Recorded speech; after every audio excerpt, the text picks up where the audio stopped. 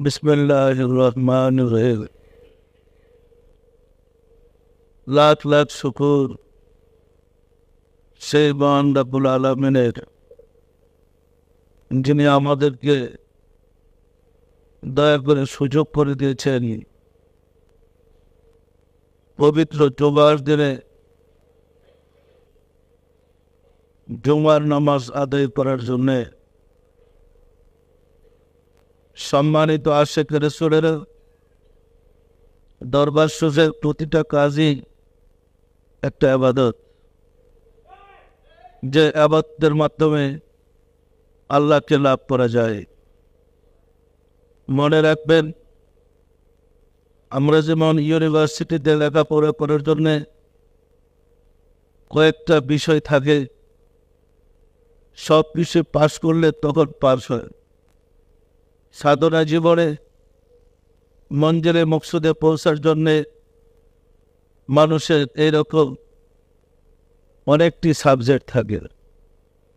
আল্লাহকে পাওয়ার জন্যে অনেক কর্ম থাকে, প্রতিটা কর্মেই এক একটা ইবাদত। আমাদের ওজিফার যেমন মোরাকাবার নিয়ম কানুন আছে, ফায়েজের নিয়ম কানুন আছে, তালিমের নিয়ম কানুন আছে, নামাজের নিয়ম কানুন আছে। এমন একটা নিয়ম কানুনের মাঝে দরবারের খ্যাতমত, অনুষ্ঠানাদির খ্যাতমত একটা নিয়ামত। মন্দিরে মকসুদে পৌঁছতে হলে প্রত্যেক সাধককে খ্যাতমত করতে হয়। এই খ্যাতমতের দ্বারা নিজের আমিত্বকে বিসর্জন দেওয়া সম্ভব হয়। নিজের ভিতরের প্রভুত্ব আমিত্বকে বিসর্জন দেওয়ার জন্যে সুফি সাধকগণ রাতের পরে রাত, দিনের পরে দিন গোলামি করেছে। আর গোলামির দ্বারাই মানুষ আল্লাহর নৈকট্য লাভ করেছে, করতে সক্ষম হয়েছে। যে কথা বলতে চেয়েছিলাম, মহান রব্বুল আলামিন বলেন, ইন্নী জাইলুন ফিল আরদে খলিফা, আমি জমিনের বুকে আমার প্রতিনিধি প্রেরণ করব। কোথায়? আল্লাহর প্রতিনিধি কোথায় পাঠাবে? আদমকে বেহেশতে রাখা হইল। আল্লাহ তো ঘোষণাই দিলেন, ইন্নী জাইলুন ফিল আরদে, ইন্নী জাইলুন ফিল জান্নাতে। এমন কথা তো বলে যে বেহেশতে আদমকে রাখা হবে, বলছে নাকি? ঘোষণা দিয়েছিল, আমি জমিনের বুকে আদমকে আমার প্রতিনিধি নির্বাচিত করব, প্রেরণ করব। আর তুম সত্তর তোলো জমিন। সম্মানিত আশিক রাসূলেরা, সঠিক ধর্ম না জানার কারণে অনেক ব্যাখ্যা বিশ্লেষণ আমরা পরিষ্কার বুঝতে পারি না। না বোঝার কারণে উল্টা পাল্টা বিভ্রান্তের সৃষ্টি হয়েছে। আপনারা পবিত্র কোরআনের বিভিন্ন আয়াতগুলো খুঁজে দেখেন, এমন কোনো কথা কেউ বের করতে পারবেন না যে আল্লাহ বলেছেন ইন্নী জাইলুন ফিল জান্নাতে খলিফা। নাই উপর যে জান্নাতে আমি আমার প্রতিনিধি প্রেরণ করব, আছে নাকি? কোথায় প্রেরণ করবেন? তো মানুষকে কোথায় পাঠাইছে? আদমকে কোথায় পাঠাইছেন? তিনি ঘোষণা জন্মের আগেই দিয়েছিলেন, আদম সৃষ্টির আগেই দিয়েছিলেন। আল্লাহ কিন্তু মানুষকে তার প্রতিনিধি নির্বাচিত করেছে। কিন্তু আমরা প্রতিনিধির মর্যাদা হারিয়ে ফেলে, আশরাফিয়াতের মর্যাদা হারিয়ে ফেলে, আত্রাফে উপনীত হওয়ার কারণে, চরিত্রের দিক থেকে নিকৃষ্ট হওয়ার কারণে আমরা আজ বিভ্রান্তির বেড়াজালে আবদ্ধ হয়ে পড়েছি। আসলে আল্লাহর সমস্ত সৃষ্টির মাঝে মহান রব্বুল আলামিনের পক্ষ থেকে মানুষকে প্রতিনিধিত্ব করার কথা ছিল।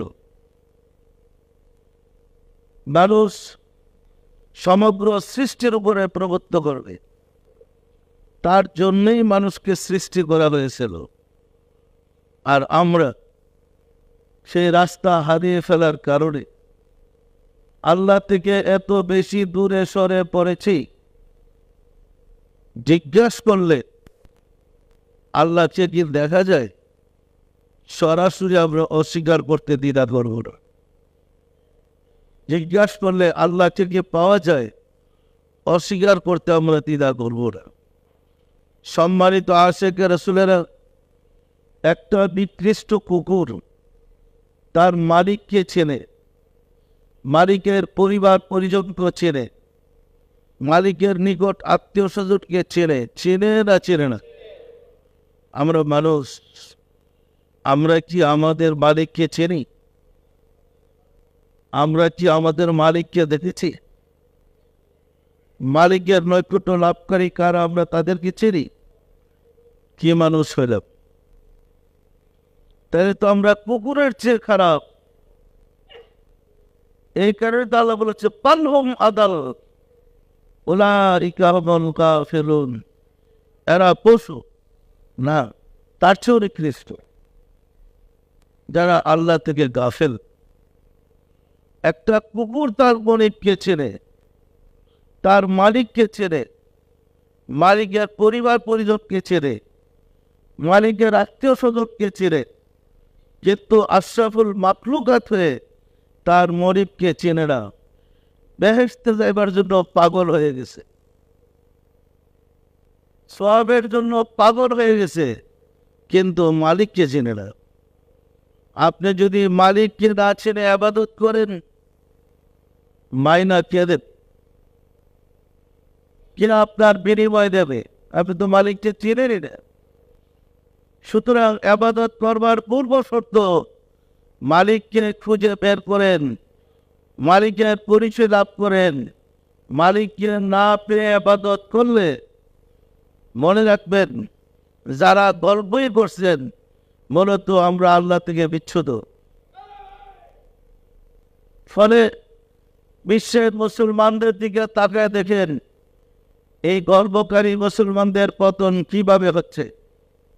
এর মূল কারণ মুসলমান মালিককে হারিয়ে ফেলছে, মালিকের পরিচয় জানে না। না জানার কারণে পাখির মতো মানুষ মুসলমানকে হত্যা করা হচ্ছে। আর কোনো জাতিকে তো এইভাবে নির্বিচারে হত্যা করা হচ্ছে না। তাহলে বুঝতে হবে মুসলমান চাপাবাজি ছাড়া আর কিছুই শিখে নাই। চাপাবাজি করে পরিত্রাণ পাওয়া যাবে না, ফতোয়াবাজি করে মুক্তি পাওয়া যাবে না, ফতোয়াবাজি করে আরো গজবে গ্রেফতার হইতে হয়। কোনো ফতোয়াই গজব থেকে মুসলমানকে ঠেকাইতে পারে নাই, পারবেও না। কি বলেন? এই গজব থেকে বাঁচতে হলে খুঁজে মালিককে বের করতে হবে, মালিকের পরিচয় জানতে হবে। আর এই মহান মালিকের পরিচয় দান করার জন্যে সৃষ্টির শুরু থেকে যুগে যুগে অসংখ্য নবী প্রেরণ করা হয়েছিল। সম্মানিত আশিক রাসূলেরা, প্রত্যেক নবী, প্রত্যেক রাসূল দীর্ঘদিন ধ্যান সাধনার পরে সর্বপ্রথম মালিকের পরিচয় লাভ করেছে। মালিকের পরিচয় লাভ করার পরে মালিকের নির্দেশে নিজে ধর্ম করেছে, অপর ব্যক্তিকে ধর্ম করার পরামর্শ দিয়েছে।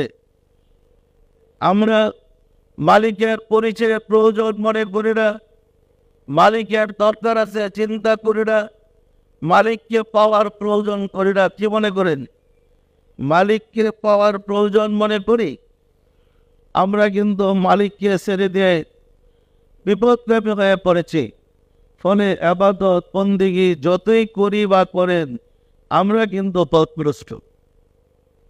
আল্লাহ বলেন, ফাওয়াইলুল লিল মুসাল্লিন আল্লাযীনা হুম আন সালাতিহিম সাহুন।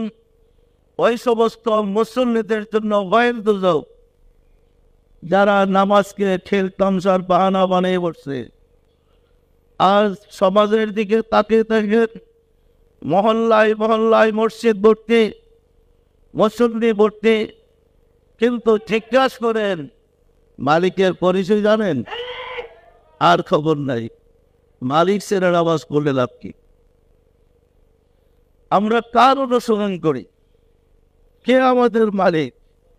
মালিক সম্বন্ধে কে আমাদেরকে শিক্ষা দিল? আমরা মাদ্রাসায় লেখাপড়ে নায়েবে রাসূল হয়েছি, ধারণা করেছি কিতাবপত্র পড়লে নায়েবে রাসূল হয়ে যায়। সম্মানিত আশিক রাসূলেরা, পৃথিবীর কোন নবী, কোন রাসূল কিতাব পড়ে নবী হয়েছে একটা প্রমাণ দেখান। কোন নবী, কোন রাসূল কিতাব পড়ে নবী হয় নাই। হয়েছে নবী রাসূলগণ যে বিদ্যা শিক্ষা করে নবী হয়েছে, রাসূল হয়েছে। আপনি যদি সে বিদ্যা শিখতে পারেন, আপনি হইতে পারেন নায়েবে নবী, নায়েবে রাসূল, আল্লাহর প্রতিনিধি। নবীগণ রাসূলগণ কলবের বিদ্যায় বিদ্বান ছিলেন। এলমুল কালব শিক্ষা করে তারা আল্লাহর পরিচয় লাভ করেছেন। এলমুল কালবের সাধনা করে তারা আল্লাহকে পেয়েছেন। সম্মানিত আশিক রাসূলেরা, এখনকার কিতাবদের ধারণা আল্লাহ 7 আসমানের উপরে। আল্লাহ কোথায়? 7 আসমানের উপরে। 7 আসমানের উপর থেকে আল্লাহ কবে নামে আসবে আর আপনারা দেখবে, আপনি তারে দেখবেন? এই কথা কোথায় পেলেন?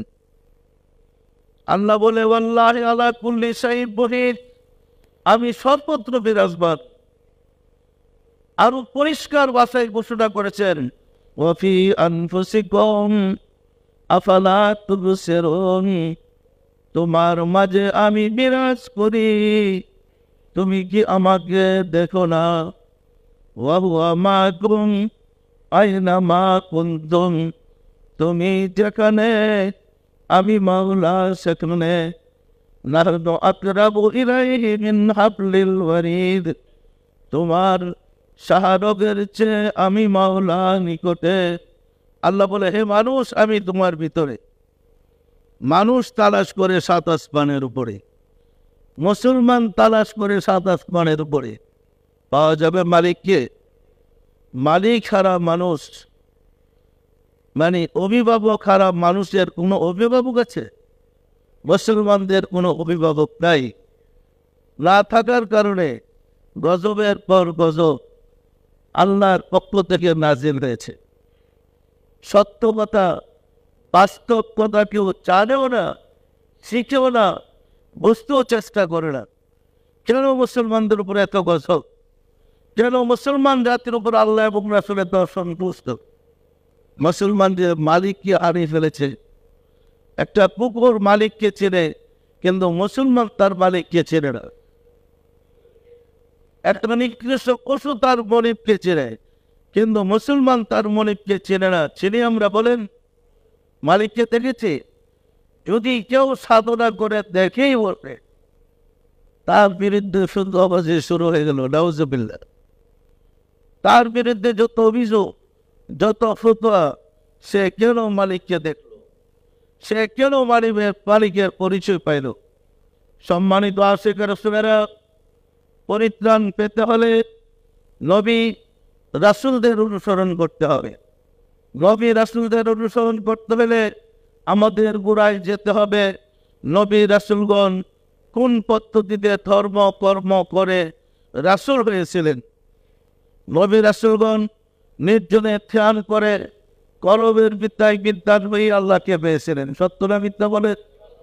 আমরা যদি ধ্যান করে কলবের বিদ্যায় বিদ্বান হতে পারি, তখন আমরা আল্লাহকে পাবো, আল্লাহ হব।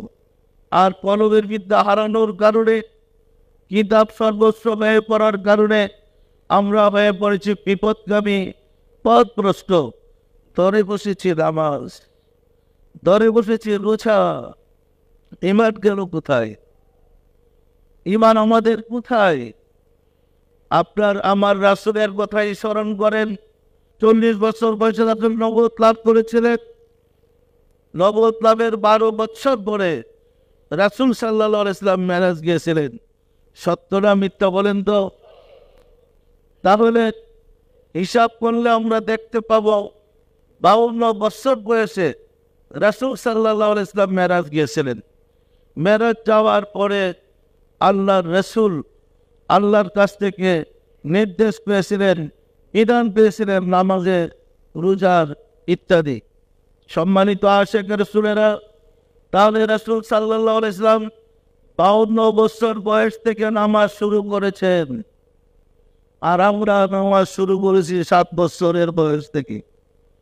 7 বছর বয়স থেকে নামাজ পড়তে পড়তে 80 বছরের বুড়া হয়ে গেলাম। একদিন আল্লাহর সাথে তথা মালিকের সাথে সাক্ষাৎ করল।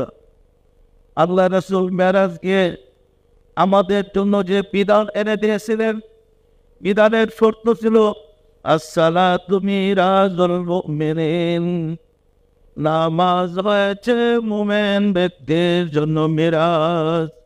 যিনি মুমিন হবে সে ব্যক্তি নামাজে আল্লাহর দিদার লাভ করবে। সম্মানিত আশিক রাসূলেরা, আমরা কি মুমিন? বলেন, আমরা কি মুমিন?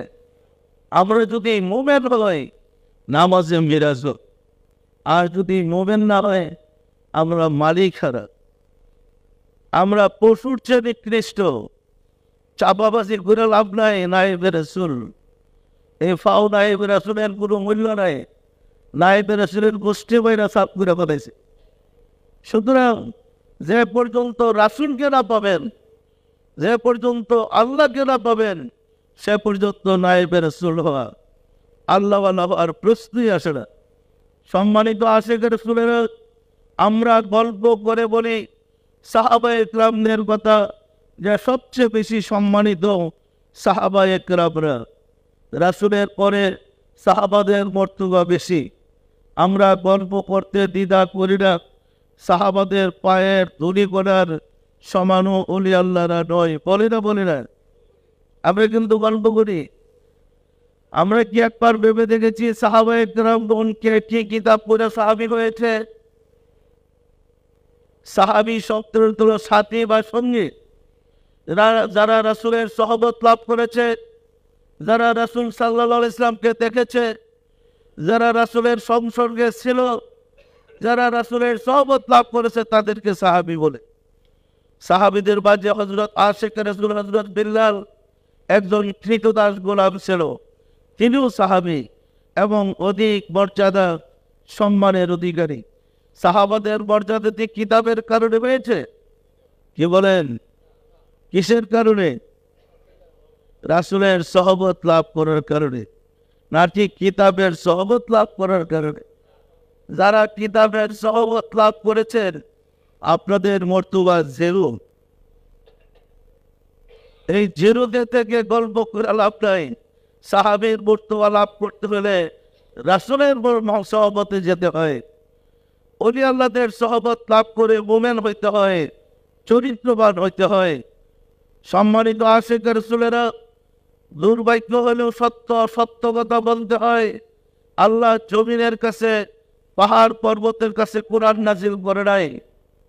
আল্লাহ কোরআন অবতীর্ণ করেছে মানুষের কাছে। কোরআনের মর্তবা বেশি না, মানুষের মর্তবা বেশি। যার কাছে কোরআন প্রেরিত হয়েছে তার সম্মান বেশি না কোরআনের সম্মান বেশি? ফতোয়াবাজি করতে গিয়ে তার বিরুদ্ধে ফতোয়া শুরু হয়েছে। তাহলে মুক্তি আসবে কোথা থেকে?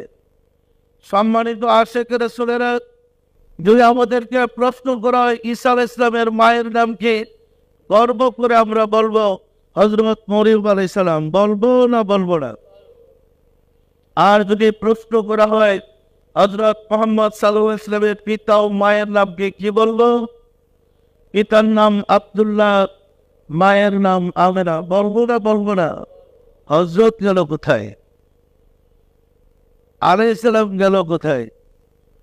ঈসা আলাইহিস সালামের মাকে মরিয়ম আলাইহিস সালাম বলতে পারে, আমার রাসূলের মাকে, আমার রাসূলের পিতাকে আলাইহিস সালাম বলতে পারে না? পারে না।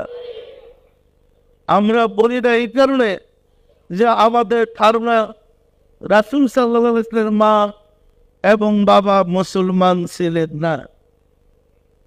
পৃথিবীর সকল মসজিদগুলোতে ঘুরে দেখেন, রাসূলের পিতা ও মায়ের নামে কোনো জায়গায় দোয়া করা হয় না। কারণ মুসলমানরা ধরে নিয়েছে রাসূলের পিতা মাতা মুসলমান ছিল না। যাকে বিশ্বাস করলে আপনি ইমানদার হবেন, যে নূরে মুহাম্মদীকে রাসূলের পিতা ধারণ করেছিলেন, মাতা ধারণ করে সন্তানকে জন্ম দিলেন, কুল কায়নাতের রহমত হিসাবে, যিনি কুল কায়নাতের রহমত, তার মা এবং বাবা জগতের জন্য হইল গজব। কি বলেন? মুসলমান না মানে কি গজব না? এই ধারণা যাদের আছে এদের উপরে আল্লাহ গজব দিবে না রহমত নাযিল করবে? এই মুসলমানরা গজব পাইতেছে। প্রত্যেক মানুষ তার কর্মের জন্য দায়ী। আল্লাহ তাকে ইচ্ছা করে জাহান্নামে ঢুকাইতে চান না। আমরা যখন আল্লাহর শ্রেষ্ঠ বন্ধুর র্যাগ নিয়ে টানাটানি শুরু করেছি, তার পিতা মাতার র্যাগ নিয়ে টানাটানি শুরু করেছি, আল্লাহ আমাদের উপরে হয়েছে দেখো ছেড়ে দিয়েছে গজব, আর সে গজব আমাদেরকে গ্রাস করছে। সম্মানিত আশিকের রাসূলেরা, গজব থেকে বাঁচতে হলে রহমতকে গ্রহণ করতে হবে। আর রহমতের রাসূল হল মুহাম্মদ রাসূলুল্লাহ সাল্লাল্লাহু আলাইহি সাল্লাম। সম্মানিত আশিকের রাসূলেরা, আমাদেরকে শিক্ষা দেওয়া হয়েছে কিভাবে বেশি সওয়াব পাবেন, কিভাবে বেহেশতে উঠ পাবেন। শিক্ষা দেওয়া হয় নাই কিভাবে আল্লাহকে পাবেন, কিভাবে রাসূলকে পাবেন। তো বিসমিল্লাহ আল্লাহ ও রাসূলকে ছেড়ে দিয়ে বেহেশতের দিকে আমরা ধাবিত হলাম। আল্লাহ ও রাসূলকে হারিয়ে বেহেশতের দিকে যাদের যাত্রা, তারা কিভাবে পরিত্রাণ পাবে? কে তাদের মুক্তি দিবে? বেহেশত? বেহেশত মুক্তি দিতে পারে? কি আজীব ব্যাপার! সম্মানিত আশিকের রাসূলেরা, 200 বছর বেজাতির গোলামি করে আমরা নির্মূল হয়ে গেছি, ধ্বংস হয়ে গেছি, চিরতরে ধর্ম হারিয়ে ফেলেছি। ফলে আমরা হয়ে পড়েছি বিপদগামী। বিপদগামীরা ইবাদত করলে তাদের ইবাদত, তাদের ডাক, তাদের প্রার্থনা আল্লাহ শুনেন না, কবুল করেন না। ফলে সারা বিশ্বের মুসলমানরা দোয়া করেও নির্যাতিত মুসলমানদেরকে রক্ষা করতে ব্যর্থ হয়েছে, রক্ষা করতে পারে নাই। কারণ তাদেরটা কে শুনে? আমাদেরকে ধারণা দেওয়া হয়েছে আল্লাহ নিরাকার। কি ধারণা দেওয়া হয়েছে না হয় নাই? নিরাকার বলতে বোঝায় আল্লাহর অস্তিত্ব নেই। আল্লাহ বলতে যদি না থাকে কিসের ইবাদত? কার ইবাদত? কাকে ডাকেন? ধরে নিচ্ছি আল্লাহ নিরাকার, আল্লাহর অস্তিত্ব নেই। অস্তিত্বহীন আল্লাহকে ডাকলে তিনি কেন আপনাকে সাহায্য করবেন? সুতরাং ধর্মের এই বেড়াজালে, বিভ্রান্তির বেড়াজালে আবদ্ধ হয়ে পড়ার কারণে আমরা নির্যাতনের শিকার হয়েছি। বিশ্বাস হয় আপনাদের? বিশ্বাস হয় না? হয় না? ধারণা দেওয়া হয়েছে রাসূল সাল্লাল্লাহু আলাইহি ওয়াসাল্লাম গরিব ছিলেন, না খেয়ে পেটে পাথর বেঁধেছেন। এখনও মাদ্রাসায় পড়ানো হয় ইহুদির খেজুরের বাগানে রাসূল পাড়ি দিতেন। সম্মানিত আশিকের রাসূলেরা, মদিনার শাসনকর্তা কে ছিল? কে মদিনার সর্বপ্রথম মুসলিম শাসনকর্তা বলেন তো? তাহলে মদিনাতে ইহুদি বসবাস করত। তাহলে শাসন পরিচালনা ছাইড়া দিয়া উনি দৌড়ে গেলেন একটা বালতি লইয়া, কুয়া থেকে পানি নিয়ে ইহুদির খেজুরের বাগানে দিবার জন্য। এটা কি শাসনকর্তার কাজ না গোলামের কাজ? রাসূল কি গোলাম ছিলেন? রাসূল কি আল্লাহর দুশমন ছিলেন? সম্মানিত আশিকের রাসূলেরা, যে রাসূল সাল্লাল্লাহু আলাইহি ওয়াসাল্লাম কুল কায়নাতের রহমত, যাকে সৃষ্টি করে না হলে জগৎ সৃষ্টি করা হতো না, সেই রাসূল সম্বন্ধে উল্টা পাল্টা ধারণার কারণেই আমরা বিপদগামী হয়ে পড়েছি। আমাদের উপর গজব নেমে এসেছে। রহমতের বিপরীত কি বলেন তো? যে রহমতকে ত্যাগ করে তার প্রতি কি অপেক্ষা করে? সুতরাং গজব আমাদেরকে গ্রাস করে বসেছে। এই গজবের কারণে আমরা ধ্বংস হয়ে যাচ্ছি। বিশেষ এই ও গজব থেকে বাঁচতে হলে আমাদেরকে আবার রহমতকে জড়িয়ে ধরতে হবে, আশিকে রাসূল হইতে হবে। আশিকে রাসূল না হলে আমরা পরিত্রাণ পাব না, পাওয়ার কোনো সুযোগ নেই। সম্মানিত আশিকে রাসূলেরা, আশিকে রাসূল ব্যতীত, রাসূল প্রেমিক ব্যতীত কোনো সওয়াব আপনাকে মুক্তি দিতে পারে না। মুক্তি পাওয়ার কোনো প্রশ্নই আসে না। মুক্তি পেতে হলে যিনি মুক্তি দিতে পারেন এমন একজন ব্যক্তির সাহায্য লাভ করতে হবে। সম্মানিত আশিক রাসূলেরা, আমাদের গ্রাম সালিসিতে দেখা যায়, গ্রামের বিচারে যদি বিচারকরা বসে কোনো একটা বিচার করে, আর বিচারে যদি ওই আসামিকে চরমভাবে অপমান অপদস্থ করে বা শাস্তি দেয়, আসামি যদি ওই বিচারকের নামে কোর্টে কেস করে, তাহলে পুলিশে যে বিচারককে হ্যান্ডকাফ লাগাইছে, কি লাগাই না লাগাই না, নিয়ে জেলে বেড়ে তো এবারে বিচার করলো, সে আবার জেলে চলে গেল, এর যে সার্টিফিকেট নাই, সে যে সরকারের মনোনীত বিচারক নয়, সে যে নিজের ইচ্ছাই রায় দিয়েছে। আপনি যদি সরকারের মনোনীত বিচারক হন, আপনার বিচারের রায় বাস্তবায়ন হবে, হবে না হবে না? সম্মানিত আশিক রাসূলেরা, মহান রব্বুল আলামিনের পক্ষ থেকেও বিচারক আছে, ওই বিচারকের রায় আপনি পরিত্রাণ পাবেন। আর বিচারকের রায় যদি আপনি আটকে পড়েন, আপনি জাহান্নামে চলে যাবেন। যারা বিচার করে তাদেরকে হিজবুল্লাহ বলা হয়। সম্মানিত আশিক রাসূলেরা, আমাদের সে সমস্ত জ্ঞান দেওয়া হয় নাই, সেই জ্ঞান থেকে আমাদেরকে আড়াল রাখা হয়েছে, আমাদেরকে সওয়াবের জ্ঞান দেওয়া হয়েছে। কারণ আমরা ছিলাম 200 বছর গোলাম, বিজাতির গোলামি করতে গিয়ে আমাদের মূল ধর্মকে নিশ্চিহ্ন করে দেওয়া হয়েছে, ধ্বংস করে দেওয়া হয়েছে, আল্লাহকে নিরাকার করা হয়েছে, রাসূলকে গরিব বানানো হয়েছে, রাসূলকে এতিম আর মিসকিন বানানো হয়েছে। এতিম অর্থ কিন্তু মিসকিন নয়। এতিম মানে যার পিতা মাতা শিশুকালে মারা যায় তাকে এতিম বলে, কিন্তু মিসকিন অর্থ অসহায় গরিব। বাবা জাতাকা আইলান ফাগদা, হে রাসূল, আমি আপনাকে মিসকিন অবস্থায়, অসহায় অবস্থায় পেয়েছিলাম, আমি আপনাকে সম্পদশালী করেছি।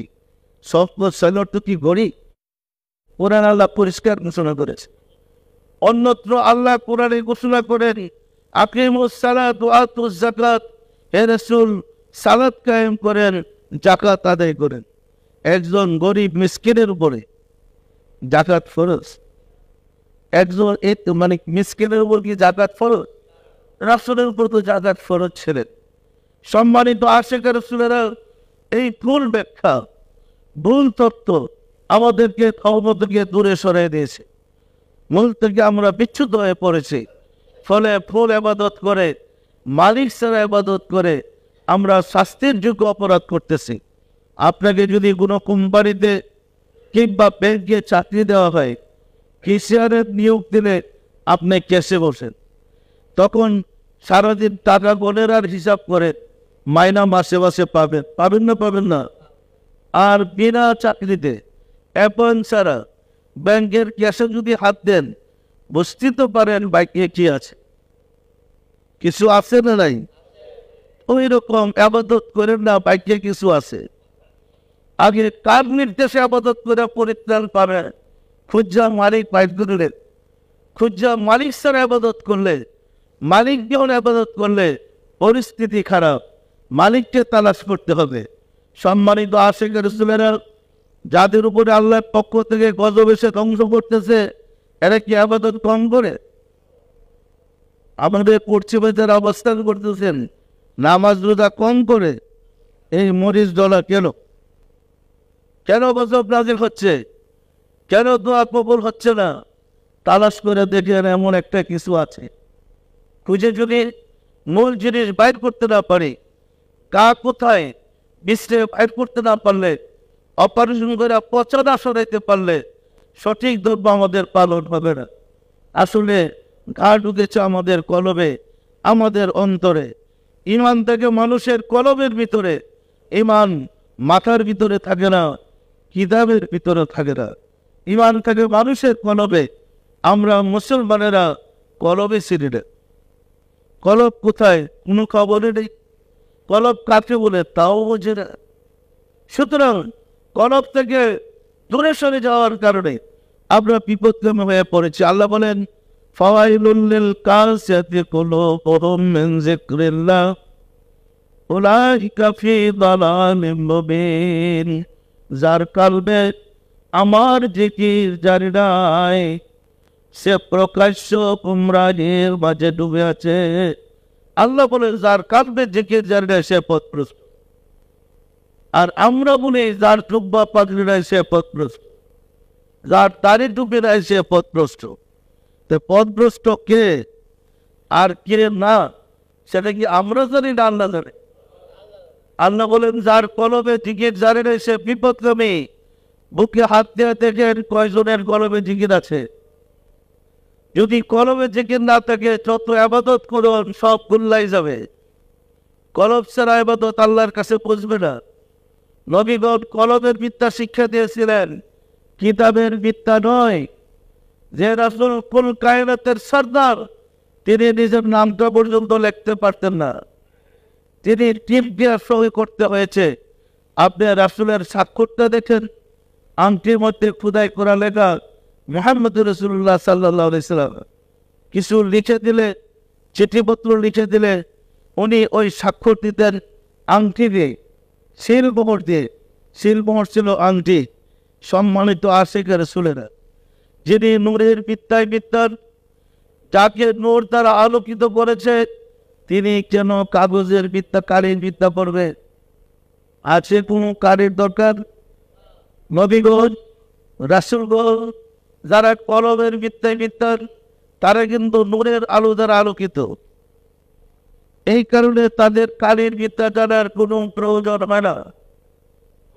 মজার ব্যাপার, কোরআনের ঘটনাবলীগুলা যখন লিপিবদ্ধ করতে রাসূল বলেছেন, সাহাবায়ে কেরামগণ লিপিবদ্ধ যখন করতে গেছে, উল্টা কিছু লেখলে সাথে সাথে রাসূল বলে দিছিল। যেমন সূরা মারিয়াম, আল ইমরান, কোরআনে একটা সূরার নাম আছে সূরা আল ইমরান। তখন এই সূরা আল ইমরান লেখার সময় রাসূল সাল্লাল্লাহু আলাইহি সাল্লাম মারওয়ান কাছে ছিল, তাকে বলল যে সূরা আল ইমরান লেখো। তো মারওয়ান খুব চতুর ছিল, সে মনে করেছে এই সুযোগে যদি সূরার নামটা আমার নামে সারাই দিতে পারে ভালো তো। রাসূল তো অর্থ ছাড়াটা লেখতো না, সে লিখছে আল মারওয়ান।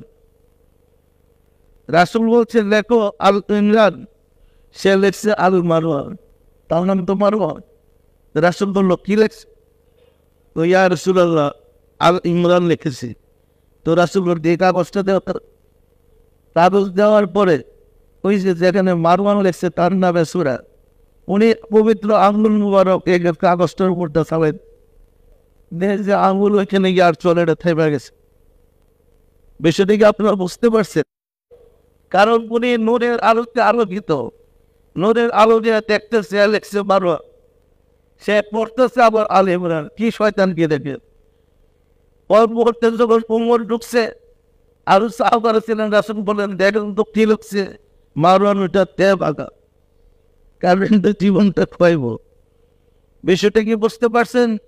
সুতরাং আল্লাহ রাসূল কোন বিদ্যায় বিদ্যান ছিলেন? নূরের বিদ্যায় বিদ্যান। নবীগণ কোন বিদ্যায় বিদ্যান ছিলেন? আউলিয়া কিরামগণ কিসের বিদ্যায় বিদ্যান? আল্লাহর নূরের বিদ্যায় বিদ্যান। সুতরাং কালের বিদ্যা দিয়া নূরের বিদ্যাকে জায়গা ফালাইতে চাইবে কি না দেব?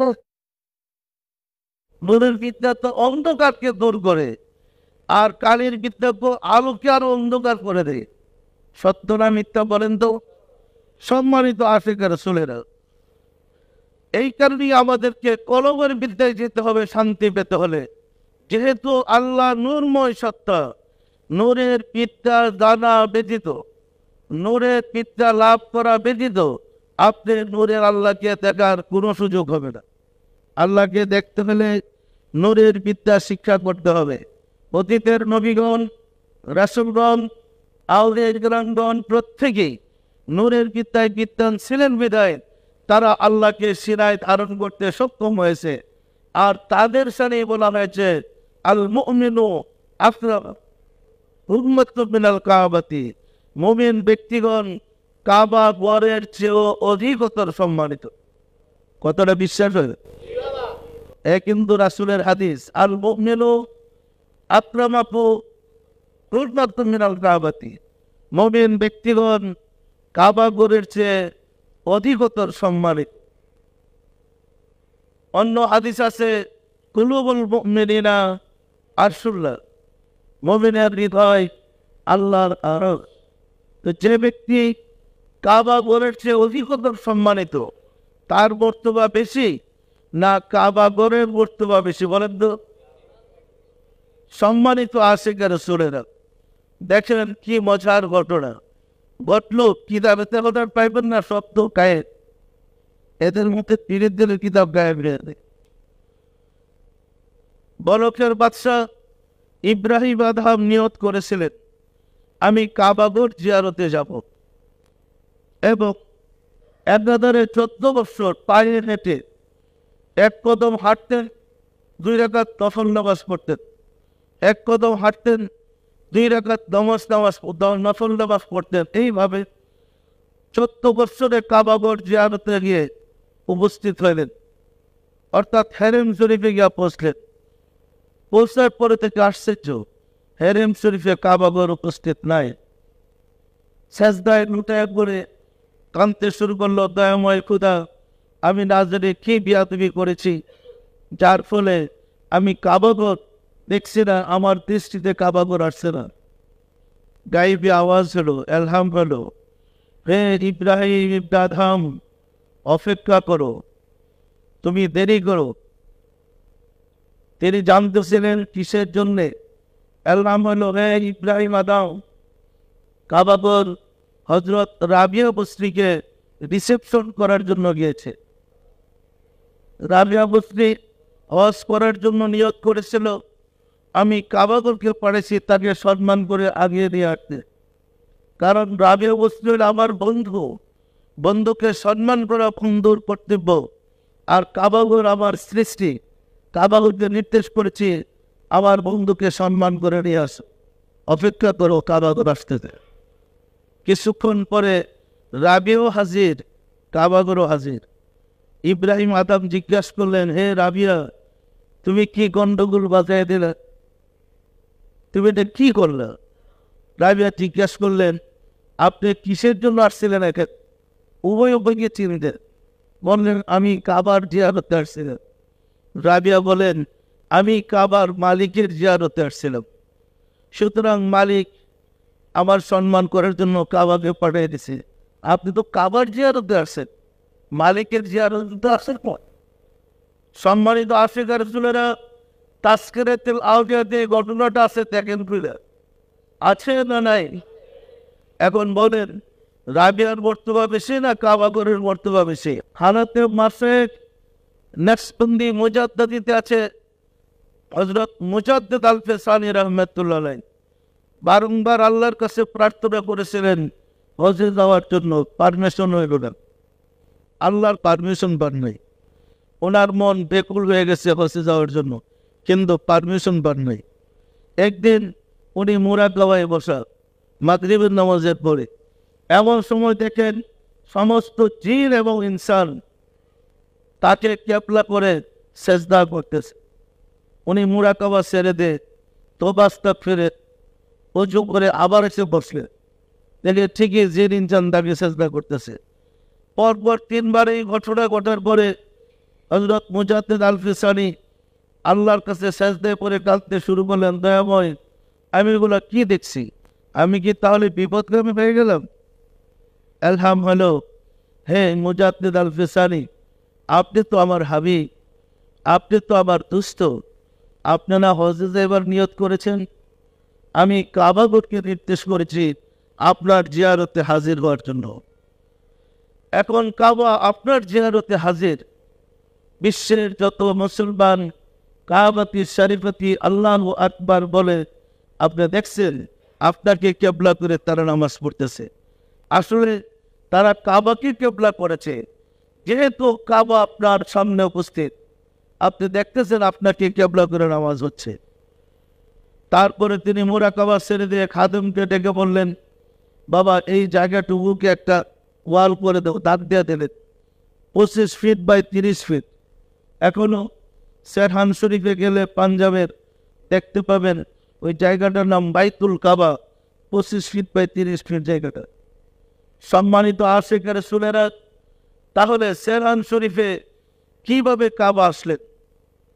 এটা কি গল্প না বাস্তব বলেন তো?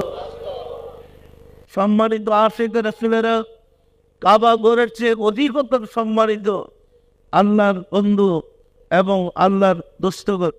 বিশ্বাস হয় আমাদের? মাওলানা রুমি রহমাতুল্লাহ আলাইহি বলেছেন, দিল বতস্তে আর কে হজে আকবরাস, ৭০০০ কাবা এক দিল বেতরাস। তুমি যদি আল্লাহর অনেকের ভালোবাসতে পারো, আকবরে হজের চেয়ে বেশি সওয়াব হবে। কেননা ৭০০০ কাবা এক দিল বেতরাস, ১,০০,০০০ কাবা ঘরের চেয়ে ওলি আল্লাহর একটা দিনের মর্তবা অনেক বেশি। ये काबा बनाए आबो गलास, काबा बनाए अज नूर खुदास। বাইতুল্লাহ শরীফের কাবাঘরকে পানি এবং পাথর দ্বারা তৈরি করা হয়েছে, আর ওলি আল্লাহর দিলকে আল্লাহর নূরের তাজাল্লা দ্বারা তৈরি করা হয়েছে। ये काबा गुजर का है खलीलास,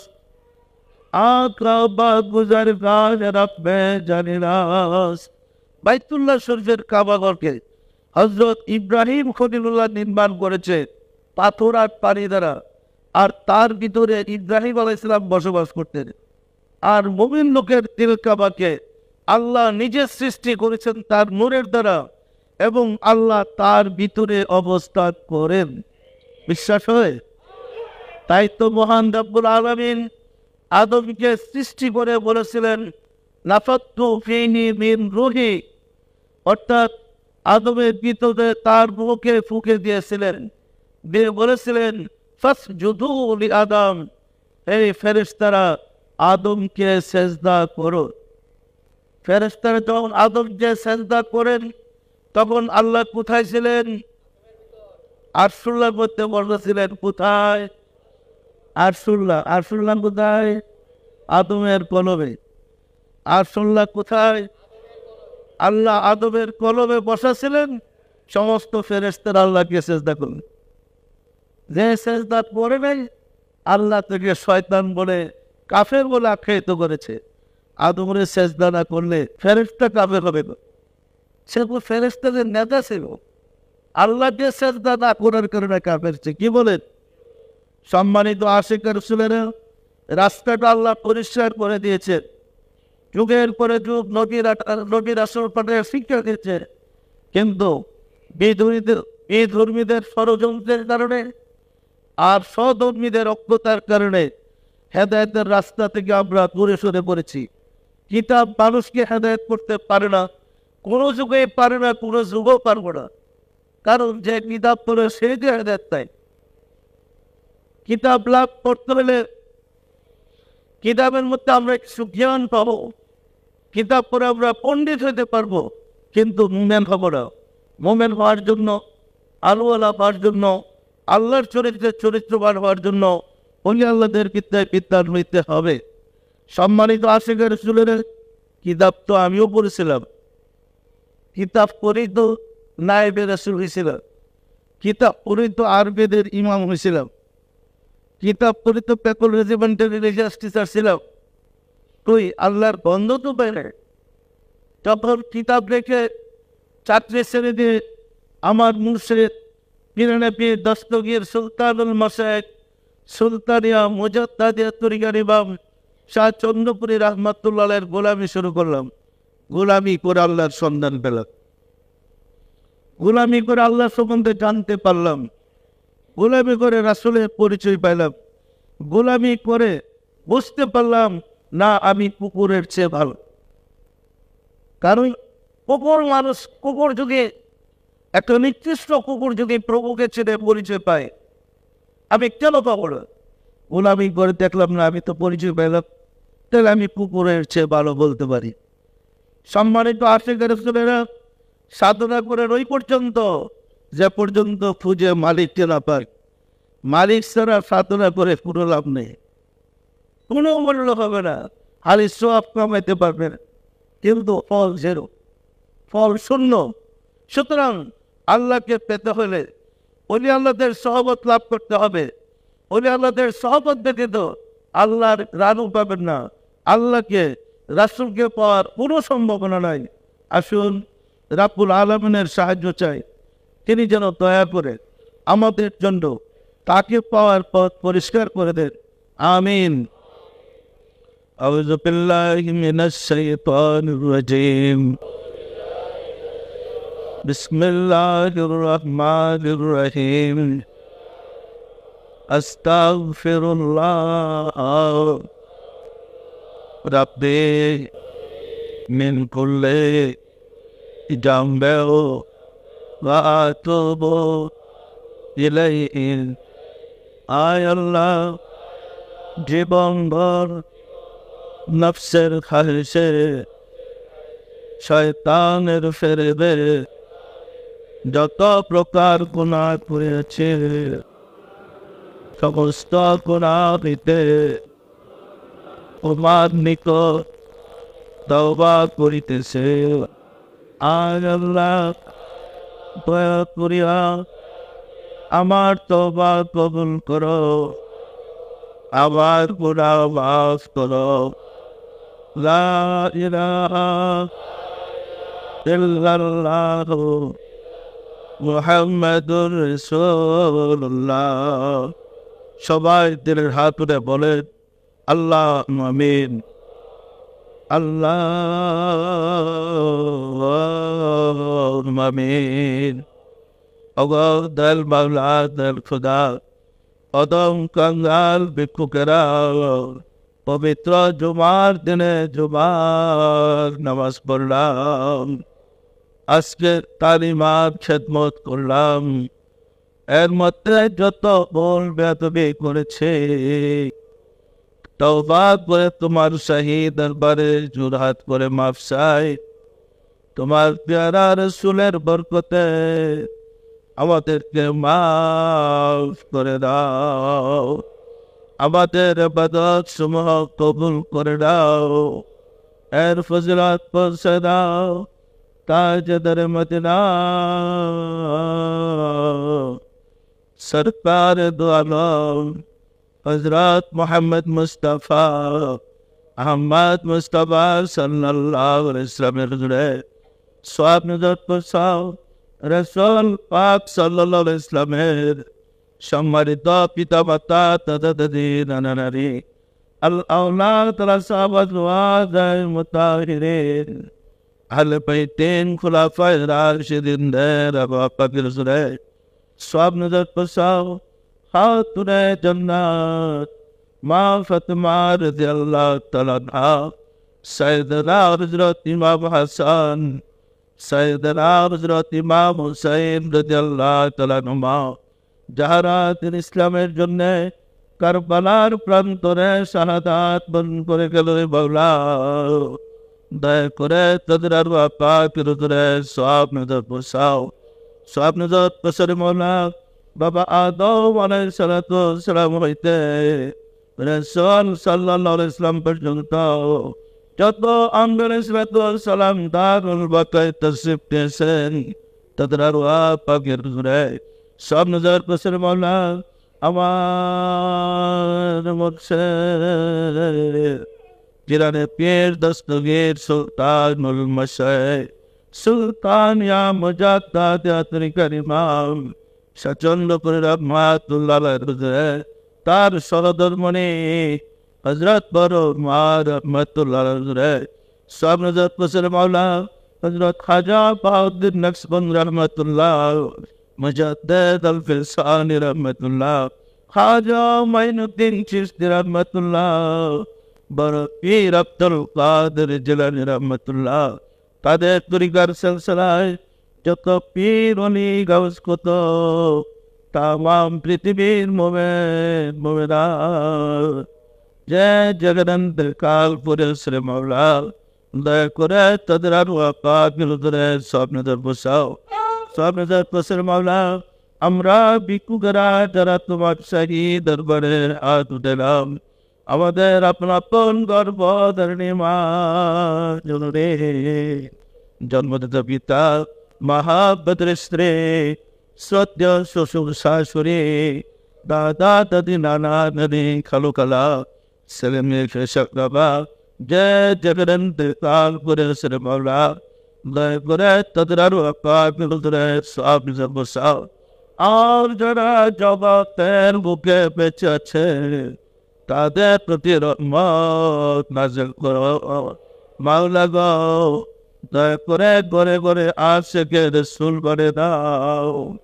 আশিকে রাসূলদের বিপদ আপদ বালা মুসিবত অভাব অনটন দয়া করে তো করে দাও মাওলা গো। জগৎ জুড়ে আশিকে রাসূল বানিয়ে দিলে তোমার তো পুরো লোকসান হবে না। আমাদেরকে নূর ঈমান ভিক্ষা দিলে তোমার তো পুরো লোকসান হবে না। দয়া করে তোমার নূরের আলো দ্বারা আমাদের কলবকে আলোকিত করে দাও, আমাদের হৃদয়কে নুরানি করে দাও, আমাদের চরিত্রকে সুন্দর করে দাও। তুমি দয়া করে মানুষের ভুল সংশোধন করে দাও, আশিকে রাসূলের সুযোগ করে দাও। সারে জানের মানুষকে আশিকে রাসূল বানিয়ে দাও। আমাদের মুনাজাত কবুল করে দাও। আমিন। বাহাক লা ইলাহা ইল্লাল্লাহ মুহাম্মাদুর রাসূলুল্লাহ।